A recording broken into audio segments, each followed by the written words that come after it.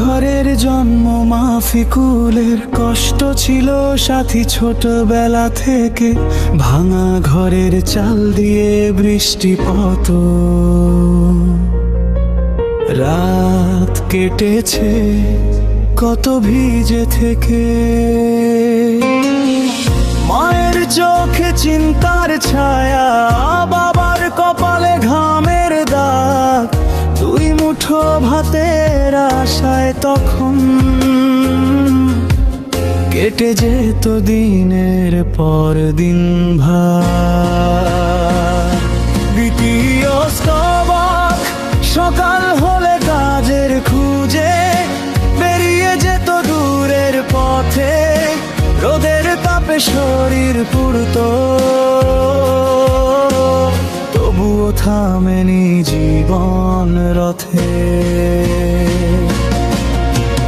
হাতের চামড়া শক্ত হয়ে গেছে, পায়ে জমেছে ধুলোর দাগ, তবুও মুখে হাসি নিয়ে বলে একদিন বদলাবে আমার ভাগ।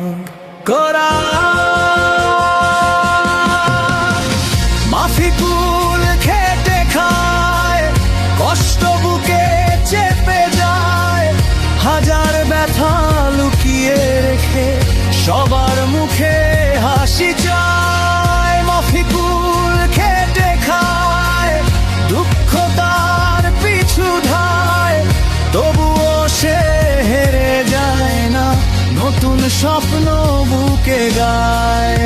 তৃতীয় স্তবক বন্ধুরা সব দূরে চলে গেল, টাকার কাছে হারলো সম্পর্ক, যাদের জন্য জীবন কাটা তাদের কাছেই হলো অপমান ভরপুর। রাতের আকাশ চেয়েছে অনেক কথা বলে মন, কেন গরিব হয়ে জন্ম নিলাম, কেন এত কঠিন এই জীবন।